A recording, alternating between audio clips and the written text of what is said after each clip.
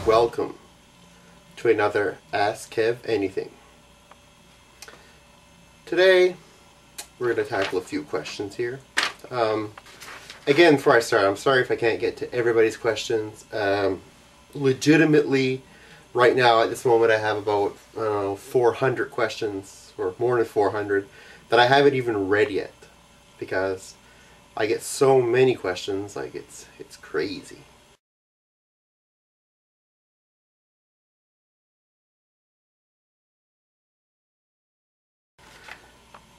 Next question here is from Talkis, and he asks, "Hey Kevin, where do you live in Canada?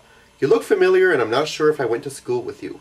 By the way, awesome reviews and I like the Ask Kevin segments. Keep up the good work." Well, Talkis, you like the Ask Kev segments? You are in one now. I am from, originally and living now, in Dieppe, New Brunswick, which is a little suburb of a city called Moncton, New Brunswick. So, yeah, if you went to school in the Moncton area, you may know me.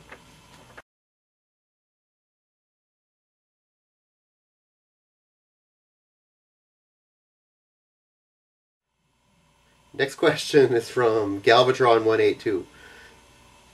And this is something I'm going to elaborate more on. So if I tend to ramble in this next question, I'm sorry, but it has to be done.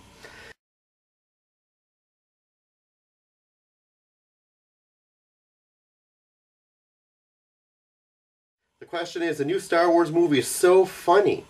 You should review it and let everyone know it's worth it to go see it. I seen it last night at a midnight showing. The turnout wasn't that good, but the movie was really funny and awesome. I can't wait to see it again.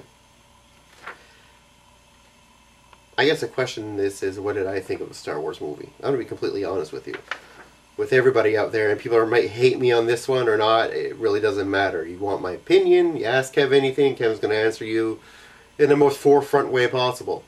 Now, in the beginning, before I even saw the movie, I didn't want to see it, because I had heard stuff, and you hear stuff from other people, other websites, like IMDb gave it a 5.1 out of 10, and you got like Rotten Tomatoes gave it an 18%. Even like John Cena's The Marine had like a 21%. So they basically said The Marine was better than the new Star Wars. And, that kind of got me upset. I'm like, holy shit, I don't want to see this. And then people say, well, go see it for yourself and make your own opinion.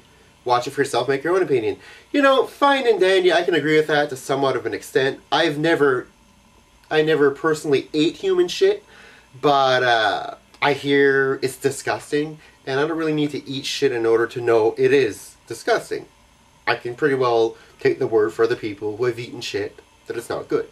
Now, this being said, I did watch the new Star Wars movie.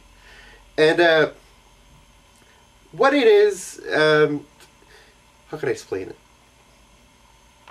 It's not necessarily a bad movie, but it's in no way, shape, or form a good movie. Okay? It's kind of like me, everybody knows, or most people know, that my favorite movie of all time is Jaws. I love Jaws. Jaws 1, masterpiece.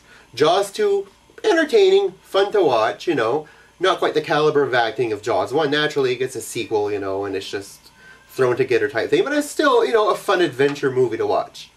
Jaws 3 and Jaws 4 are pure shit, and I know this. But I will still, once in a while, pop in Jaws 3 or pop in Jaws of Revenge and watch them. I know they're not good movies. I'm not going to fake anybody out and say, oh shit, yeah, it was a good movie. No, they're not. They're shit. But just for shits and giggles, I kind of like to watch them because they're part of the Jaws series. No matter how horrible they are.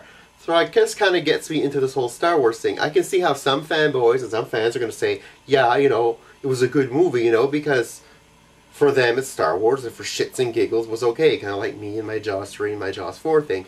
But never would I ever say Jaws 3 and Jaws 4 are good movies, because they're far from it. They're not. So don't say that Star Wars is a good movie, unless you really do believe it. But don't say it's a good movie because you're a Star Wars fan. Just say, it's alright to watch for shits and giggles. That's kind of what it is. Now, when I watched Star Wars, I just kept seeing other movies in this movie. I kept seeing flashes of other movies. And this is kind of the way it went. It kind of like it. And this again, this is spoiler warning here. If you haven't seen the movie yet, you probably should turn this review off right now. Not this review. This is Ask Kev Anything, which is turned into a review, off. Because I'm going to say some stuff here that might spoil some of it. Basically, it starts off like Starship Troopers. That's the way it kind of starts off, because you get the whole, you know, blah blah blah. Anakin's here, Anakin's here, Obi-Wan's here. You know, this is where it's at type thing. It almost sounds like a commercial in the beginning, right in the beginning of the movie, and that's kind of like in Starship Troopers when they're advertising, you know, to try to get people to join the whole army thing, you know what I mean, to fight the aliens and whatnot. So it kind of reminds me of that. Then it kind of morphs into kind of Bugs Bunny and Elmer Fudd. I get some of that in there too, because if you look at the scene where Obi-Wan actually, when they're trying to get the shields down, and he actually sits down and has, like, you know, a cup of joe with the bad guy. I mean, the bad general guy pops out of his little machine, sits down with him, you know, has a little cup of joe, and he's stalling him. It's kind of like what Bugs Bunny does to Elmer Fudd, you know what I mean? It's almost ridiculous in a Star Wars movie, but lo and behold, it is there. After this, it kind of turns into Adventures in Babysitting, where Luke has to babysit this little girl who was, I don't know, some people refer to her as Hannah Montana, you know, I don't know, she's kind of like Avril Lavigne, if you ask me, but whatever. Kind of turns into that. Afterwards, the movie kind of morphs into a Shrek 3. Because you got Jabba's son, you know, stinky, and he farts, you know, and he burps, or whatever he does, and he stinks, and ha ha ha. It's funny, you know what I mean? It's funny to see a baby stink, burp, any kind of ghastly function. It's funny. Not funny to me, but it's funny to Shrek 3. So I guess Lucas thought it'd be funny too. Finally, last and certainly not least, it morphs into The Lion King. Okay, kind of with the whole Jabba's brother is using Jabba's son in order to take over Jabba's power. Kind of like in The Lion King. You know what I mean? Where the uncle uses the nephew in order to get back at the dad. And that's kind of what happens.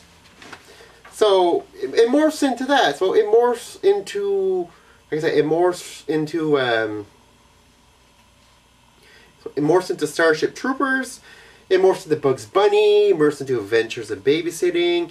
It morphs into Shrek 3, and it morphs into The Lion King. What it never morphs into is a good movie, because it's just not good.